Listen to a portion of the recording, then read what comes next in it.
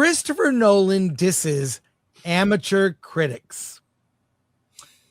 He did an interview in, I believe it was China, of all places. And let me bring it up for you. And he talks about amateur film criticism and what that means. I'm curious what he means by this. Let's hear it from his mouth. Let's right now. Do that is to retain it within the philosophical surrounding of the breaking of Xenia that I have found interesting in the story. So I'm trying to be true to the thematics of the story as I create a character that the audience can invest in and can feel satisfied by. As you were speaking, first of all, I like how you dragged film critics down the water as well as academics. But I just realized filmmakers, in a way, have it much harder than poets, because poems can only be read in a language that is the culture in which it is written. You can't read Shakespeare really, and not in English, or Goethe, not in German. But filmmakers have to speak to audiences outside of his polis, people who don't speak their language, and you come to a place with people of different nomos or different customs, and is this the right? I don't think it's the right clip. Okay, I'm just gonna keep playing it. You don't put them into consideration. No, but the interesting thing about film, and this is, when I was talking about film criticism, I was talking more about amateur film criticism than professional film criticism, because professional film criticism tends to understand the necessity for the mechanisms. So you're looking at a lingua franca of storytelling created by Hollywood for the last 100 years that is very effectively universal. And so it is its own language. And that language is understood by people all over the world, which is what's incredible about it. And it is a very, very accessible modern language of storytelling. And it has certain rules, it has conventions. You can break those conventions, you can bend them, you can move them, but you have to be aware of them the whole time.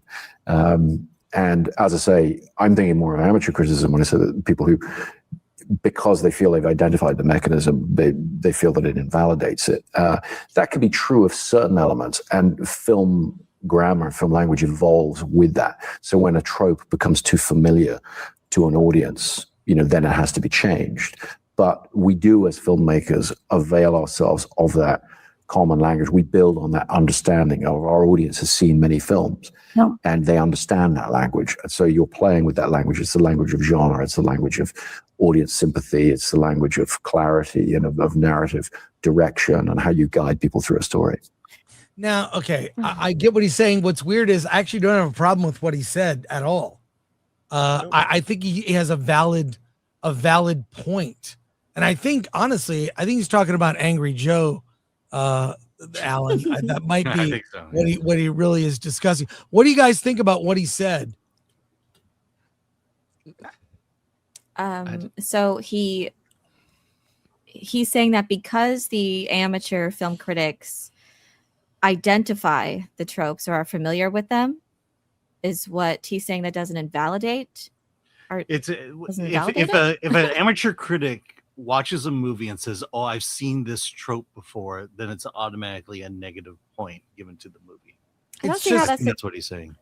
I don't see how he identified, though, the difference between professional. Well, I guess he did, because he said professional critics are more willing to get on board. Yeah, the professional critics are more willing to get on board with, why this is there and why it is necessary. Yeah. So it's to me, it almost seems like, to me, he's saying that, like, the professional critics are more, they're more willing to get on board with the narrative of it and speak positively about it, as opposed to the amateur critic who will, see something, recognize it, call it out, and be more apt to be negative about it because it's sort of like a tired thing. Like, we're tired of this. Whereas the professional critic won't do that. They'll be like, no, we need this in film, or we need this message. We need this, whatever. They're more willing to get on board with the filmmaker. It seemed like he was saying also that professional film critics have a breadth of film history.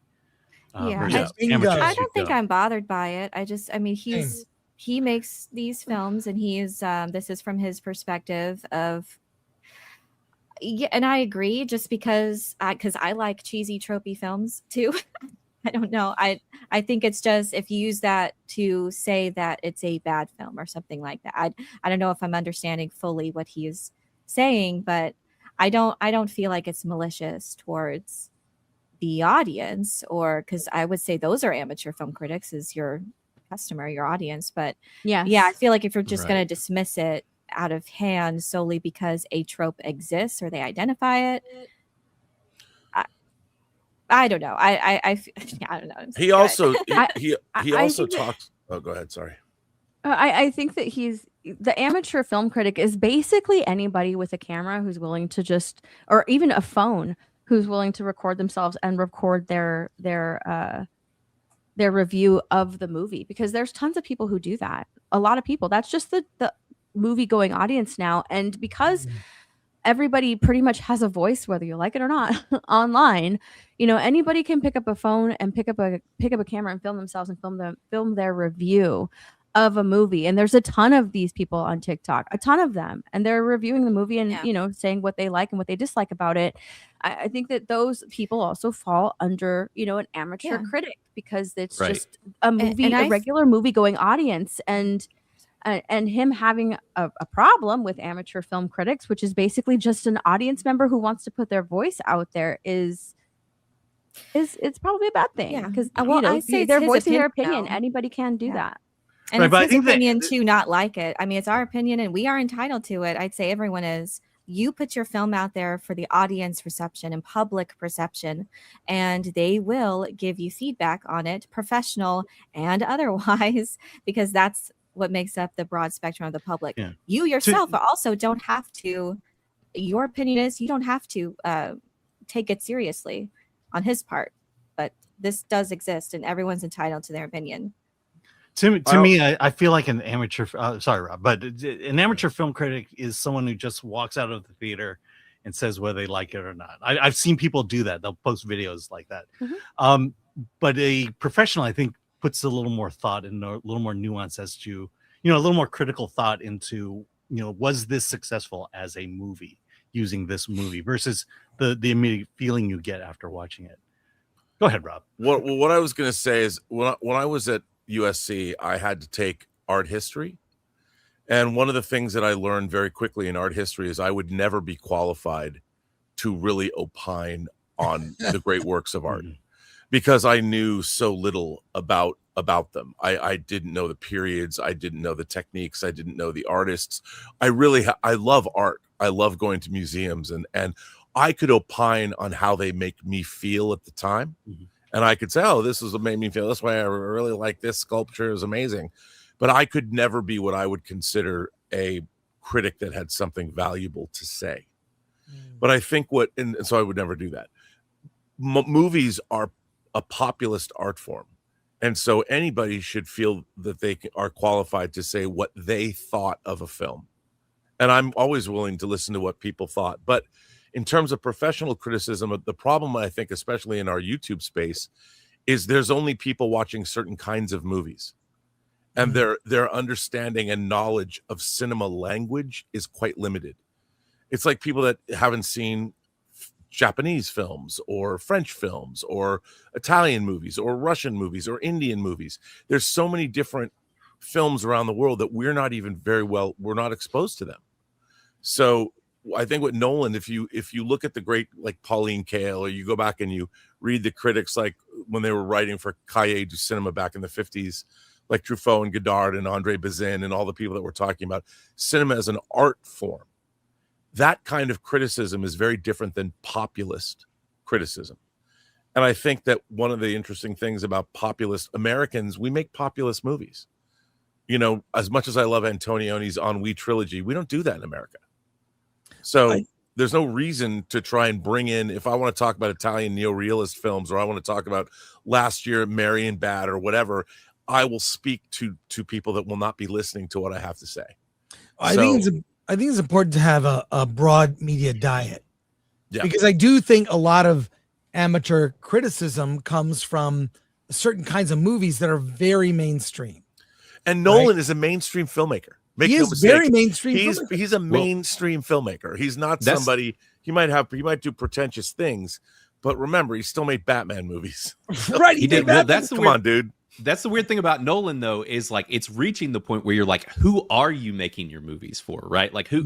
Because after watching The Odyssey, I felt like I was like, this was a movie made for a very specific audience, and it didn't feel like it was made for a populist audience. It felt like it was made for the critics or for the awards people. That's what this felt like. And so it's like this statement and kind of where he's coming from is it's like, have you just reached a point where the general populace, even though that's the type of filmmaker you have been, are you really making movies for the general public anymore?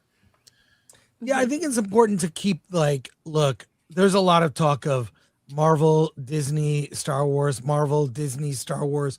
If you only watch those movies, that's not enough. You've got to look beyond. You've got to try to see movies like, I don't know, this movie Obsession just got the 4K. So good. Or Nirvana the band, the show, the movie, or the filmmaker who made that movie has a new film, Tony, about Anthony Bourdain that is phenomenal, by the way. Strongly recommend you see Tony, which opens Friday.